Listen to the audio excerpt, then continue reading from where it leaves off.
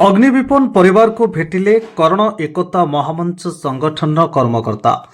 ଜଗତସିଂହପୁର ଜିଲ୍ଲା ନାଉଗାଁ ବ୍ଲକ ଅନ୍ତର୍ଗତ ଘୋଡ଼ାଂଶ ପଞ୍ଚାୟତ ରହରେଶପୁର ଗ୍ରାମରେ ଅଗ୍ନିବିପନ୍ନ ପରିବାର ଯଥା ଶିବପ୍ରସାଦ ରାଉଳ, ଗଦାଧର ରାଉଳ, ପ୍ରଶାନ୍ତ ରାଉଳଙ୍କ ପରିବାରକୁ ରାଜ୍ୟ କରଣ ଏକତା ମହାମଞ୍ଚ ତରଫରୁ ଶୀତ ବସ୍ତ୍ର, ଶାଢ଼ୀ, ଶୁଖିଲା ଖାଦ୍ୟ ବଣ୍ଟନ କରାଯାଇଥିଲା।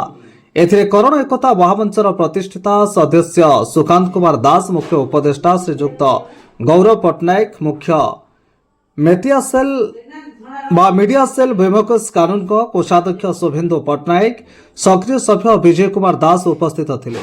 ସ୍ୱେଚ୍ଛାସେବୀ ରଞ୍ଜିତ ଦାସ, ସିଆର୍ପି ଝୁନିଲତା ରାଉଳ ସାହାଯ୍ୟ କରିଥିଲେ ଓ ଗାଁର ବିପର୍ଯ୍ୟୟ ପରିଚାଳନା କମିଟିର ସଦସ୍ୟମାନେ ଉପସ୍ଥିତ ଥିଲେ। ଜଗତସିଂହପୁରରୁ ବୈଷ୍ଣବ ରାଉଳଙ୍କ ରିପୋର୍ଟ, ତୁଳସୀ କ୍ଷେତ୍ର ନ୍ୟୁଜ୍। ଆମର ରାନିଆ ରାନିଆ ଆପଣ ତିନଟା ଇଏ କରୁଛନ୍ତି ତ ମୁଁ ଗୋଟେ ତିନଟା ପରିବାର କହୁଛନ୍ତି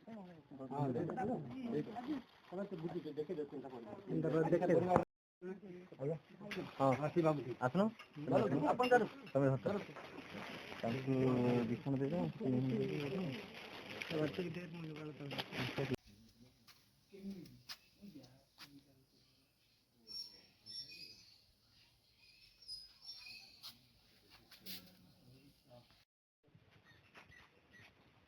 ଆଉ କିଏ ଅଛନ୍ତି ଆପଣଙ୍କର? ଏଇ ତିନିଟା ପରିବାର ଝିଅ କୁଆଡ଼େ ଗଲା? ଫୋନ୍ ପଳେଇଛି?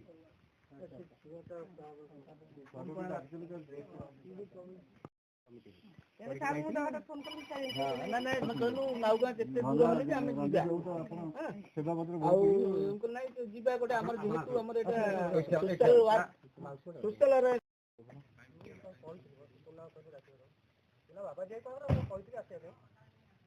ମୁଁ ଆଇଛି କରିଦେବି।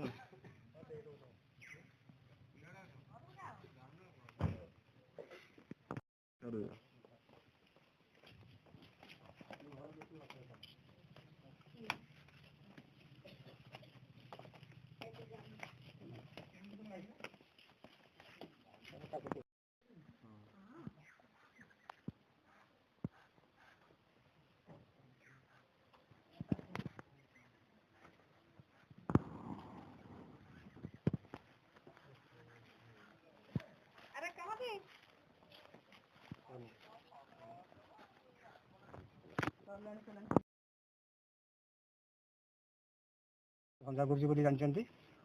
ଯେତେବେଳେ ମୁଁ ଖବର ପାଇଲି ଯେଉଁଦିନ ହରିଶପୁରରେ କିଛି ଘର ପଡ଼ିଥିଲି, ଆମର ଏଇ ଯେଉଁ ବିପର୍ଯ୍ୟୟ ପରିଚାଳନା କମିଟି ଗୋଟେ ଏଠି ମୁଁ କରିଛି ବିପର୍ଯ୍ୟୟ ତରଫରୁ ସରକାରଙ୍କ ତରଫରୁ, ସେ କମିଟି ମୋତେ ଖବର ଦେଲା ଏମିତି 3 ଜଣଙ୍କ ପରିବାରର ଘର ପୁରା ସମ୍ପୂର୍ଣ୍ଣ ପଡ଼ିଯାଇଛି।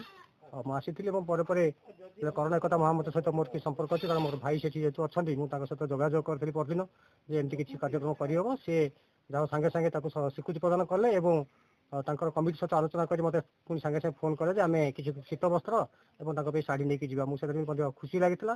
ଯାହା ହଉ ସେମାନେ ଆଜି ଏଇଠି ପହଞ୍ଚି ପାରିଛନ୍ତି ଏବଂ ତାଙ୍କର କରଣ ଏକତା ମହାମଞ୍ଚ ତରଫରୁ ଏଠି ଯେଉଁ 3 ପରିବାର ଅଛନ୍ତି ସେମାନଙ୍କୁ ସାହାଯ୍ୟ କମଳ କିମ୍ବା ଶାଢ଼ୀ ଖାଇବା ପାଇଁ ଶୁଖିଲା ଖାଦ୍ୟ ଦେଲେ, ସେଥିପାଇଁ ମୁଁ ଏ ଗାଁ କମିଟି ତରଫରୁ ମୋ ତରଫରୁ ମୁଁ ସେମାନଙ୍କୁ ସାଧୁବାଦ ଦେଉଛି ଏବଂ ଆଶା କରିବି ଯେ ଜଗତସିଂହପୁର ଜିଲ୍ଲାରେ ମୁଁ ଜଣେ ସ୍ୱେଚ୍ଛାସେବୀ ଭାବରେ କାମ କରୁଥିବାରୁ ଯଦି କୌଣସି କିଛି ଦୁର୍ଘଟଣା ଘଟିବ ତାହେଲେ ମୁଁ ସେମାନଙ୍କ ସହିତ ଯୋଗାଯୋଗ କଲେ ସେମାନେ ମୋତେ ପରମୂହୁର୍ତ୍ତରେ ସାହାଯ୍ୟ କରିବେ। ସେ ପ୍ରତିଶ୍ରୁତି ମଧ୍ୟ ମୁଁ ତାଙ୍କଠୁ ପାଇଛି ଏବଂ ସେମାନେ ନିଶ୍ଚିନ୍ତ ଆଗାମୀ ଦିନରେ ମୋତେ ସାହାଯ୍ୟ କରିବେ ଏବଂ ମୋର ନିଜର ଯେଉଁ ଚିନ୍ତା ଏବଂ ଲକ୍ଷ୍ୟ ଅଛି ସେଟା ମୁଁ ପୂରଣ କରିପାରିବି। ଦେବେ ଆଉ ମାନେ ଆସିଥିଲେ ଯେ ଘର ପରିଚୟ ମୁଁ ସୁକାନ୍ତ କୁମାର ଦାସ, ଆଉ ମୋର ଡାକ ନାଁ ହେଉଛି ଦାସ ବାବୁଲି ଭାବରେ ପରିଚିତ, କରଣ ଏକତା ମଞ୍ଚର ଫାଉଣ୍ଡର କମ୍ ଚେୟାରମ୍ୟାନ୍। ଆମେ କାଲି ମୋର ସାନ ଭାଇ ଏଠି ନାଉଗାଁରେ ଖବର ଦେଲା, ରଞ୍ଜିତ କୁମାର ଦାସ ଖବର ଦେଲେ ଯେ ରଘୁନାଥପୁର ନାଉଗାଁ ଗାଁରେ 3 ବଖରା ଘର ପୋଡ଼ିଯାଇଛି, ଆଉ ସେଠି କିଛି ଆମ କରଣ ଏକତା ମଞ୍ଚ ତରଫରୁ ଆର୍ଥିକ ସାହାଯ୍ୟ ମିଳିପାରିବ କି? ସେଥିପାଇଁ ତୁରନ୍ତ ମୁଁ ଆମର ମିଡ଼ିଆର ଯେଉଁ ଚିଫ୍ ଅଛନ୍ତି ଡକ୍ଟର ଭୀମକେଶ କାନୁନଗୋ, ଆଡ଼ଭାଇଜର କମିଟିର ଯିଏ ଚିଫ୍ ଅଛନ୍ତି ଗୌରଚନ୍ଦ୍ର ପଟ୍ଟନାୟକ ଆଉ ଶୁଭେନ୍ଦୁ ପଟ୍ଟନାୟକ, ବିଜୟ ଦାସ ସହିତ କନସଲ୍ଟ କରି ତୁରନ୍ତ ସେମାନେ ସହଯୋଗରେ ହାତ ବଢ଼ାଇବେ ବୋଲି ମୋତେ ନିର୍ଭର ପ୍ରତିଶ୍ରୁତି ଦେଲେ। ରାତି ଭିତରେ ସମୟର ସ୍ୱଳ୍ପ ସମୟ ଭିତରେ ରାତି ଭିତରେ ଯେତିକି ପାରିଛୁ ଆମେ ଆସି ଏ ଜାଗାରେ ପହଞ୍ଚିକି ଦେଖିଲୁ, ଯାହା ଆକ୍ଚୁଆଲି ପ୍ରକୃତରେ ଏଟା ହୃଦୟ ବିଦାରକ ଦୃଶ୍ୟ। 3 ବଖରା ପୋଡ଼ି ପୁରା ଛାରଖାର ହେଇଯାଇଛି। ସେମାନେ ଭୋକ ଉପାସରେ ପଡ଼ିଛନ୍ତି, ପିନ୍ଧିବା ପାଇଁ ଗୋଟେ ଶୀତରେ ବସ୍ତ୍ର ବି ନାହିଁ, ପିନ୍ଧା ଲୁଗା ବି ନାହିଁ, ତାଙ୍କର ଛୋଟ ଛୁଆଟେ ପଢ଼ିବା ପାଇଁ ତାର ସ୍କୁଲ ଡ୍ରେସ୍ ବି ନାହିଁ। ସବୁଯାକ ଘର ନଷ୍ଟ ହୋଇଯାଇଛି। ସେଥିପାଇଁ ଆମେ କିଛି କମଳ ଆଉ ସ୍ତ୍ରୀ ଲୋକମାନଙ୍କ ପାଇଁ କିଛି ବସ୍ତ୍ର ଆଉ କିଛି ଖାଦ୍ୟ ପାନୀୟ ଏବଂ ଆର୍ଥିକ ସହାୟତା ବ୍ୟବସ୍ଥା କରିକି ଯାଉଛୁ।